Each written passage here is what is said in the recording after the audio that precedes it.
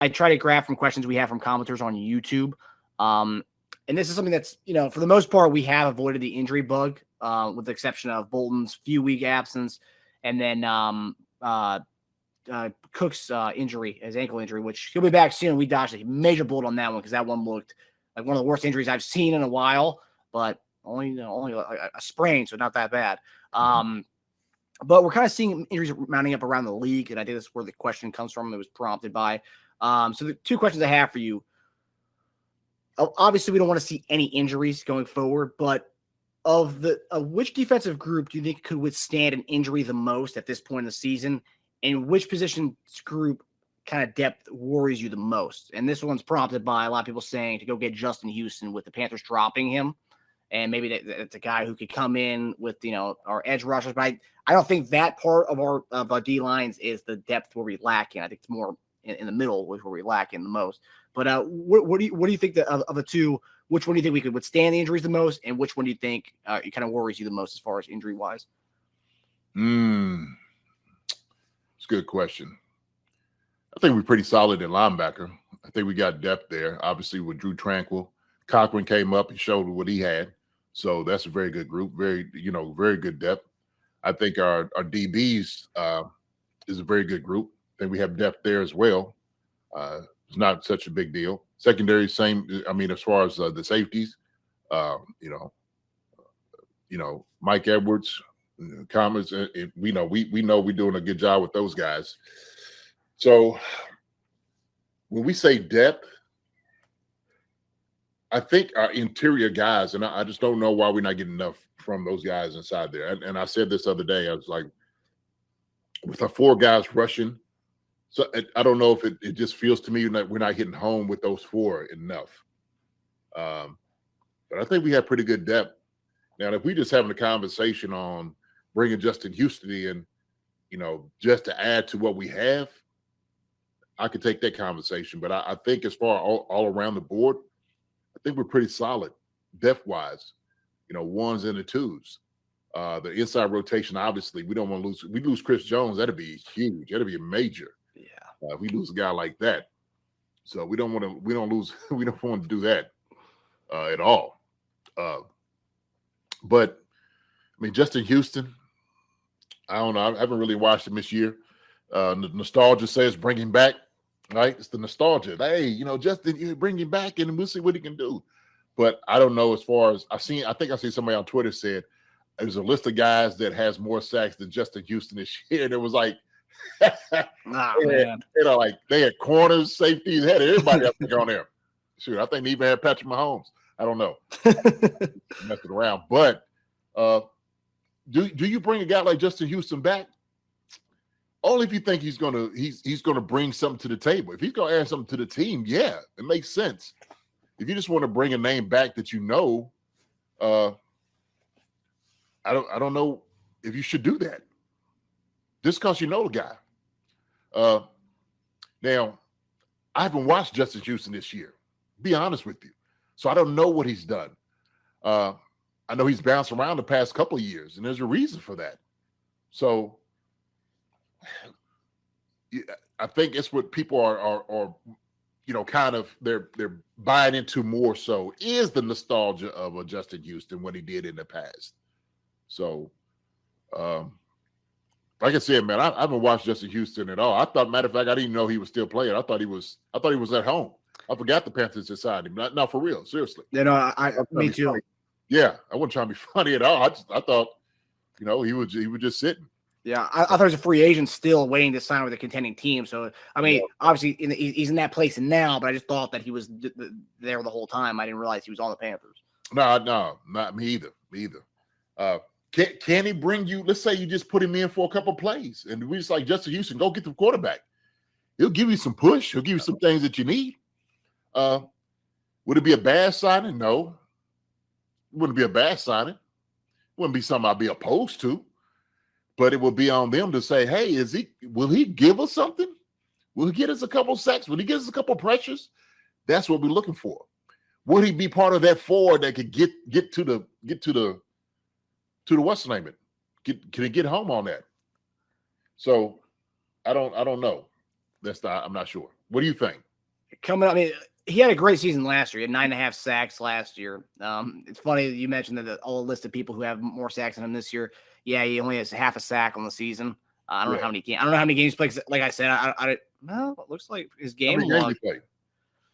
Based on his game log, and I don't know.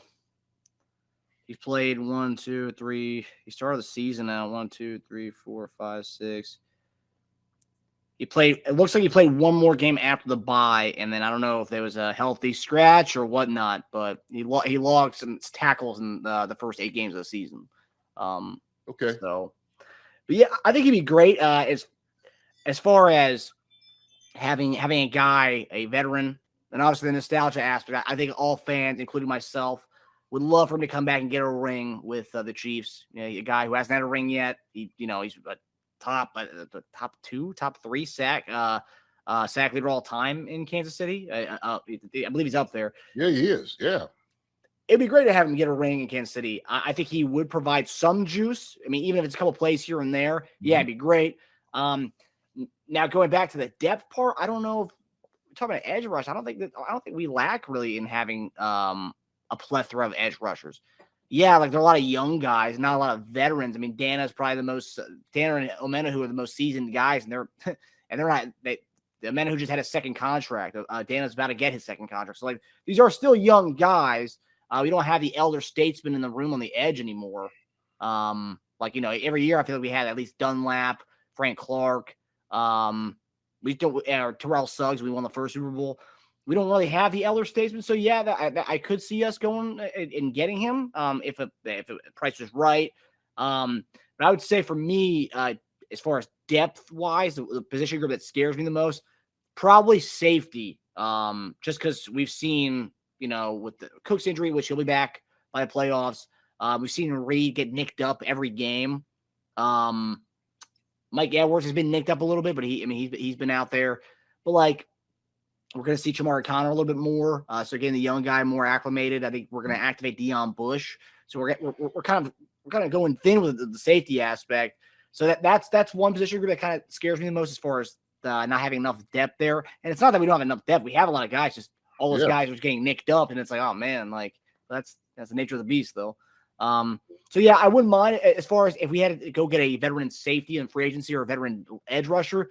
I would say more so let's go get a veteran safety. I don't know who that. I haven't looked at the list there, but I would love Justin Houston. I wouldn't knock that at all. I'd love that. We'd be a topic on our show. It'd lead the show, and we'd be all about it. But yeah, I would say, and I agree to D tackle being inside. If we lost Chris Jones, I mean, it doesn't matter who we picked up or what we could shore up at the D line spot. But I would say right now at this point, the team, the part of the team that's the thinnest is probably safety for me. Yeah, so I mean, I like the young guys. I like Deion Bush. I like Commerce. Those guys I think can do a good job. They're young. I think they've been learning a whole lot, but they're very capable guys to come in. So I don't really worry about them too much, not at all. Shoot, to be honest with you, you could probably take one of our corners and put him at safety. You could probably take Trent McDuffie and put him at safety. Yeah, I'm just saying that could be an adjustment if it worst came to worst. You could possibly do that, right? Just because you have two capable corners out there with Williams and Watson. So my thing is, you got the young guy in King Felix, okay? If he's not really giving you what you want, you put him on the, you know what I mean? That would be the kind of the changeover. Or you take out a defensive tackle, right, obviously, and say, hey, we're going to put you here with King Felix and then let you go at it. So, I don't know, man. Yeah. I mean, Felix, at certain spots he comes in and gives his pressures. I mean, I don't think he has he only has half a sack on the season. But like, yeah, he's not getting that many reps, to get these sacks and stuff. So like, I mean, he does come in and we see him I've seen him almost get a few sacks so far. I mean, obviously it's a big difference coming from, playing in Big 12 versus playing in the AFC West. Who's to say that Justin Houston can't help him out? Yeah. So and we saw what Dunlap and Frank Clark, the kind of the wisdom they were bestowing on Karlaftis last year. And after training camp, they were hanging out and like working on drills and stuff. I mean, yeah, Houston could teach a lot to a lot of these young guys. Yeah, be a sponge with a guy like that. So I do like that, the locker room part of it. It might be it might be a good idea, man, to bring some, just a little bit of excitement, right, to the kingdom. Just to holler his name and whatnot. Justin Houston, the place would go bonkers. It'd be absolute crazy. So it would be a great move. I would love that. And also too, it kind of like I mentioned, it goes in.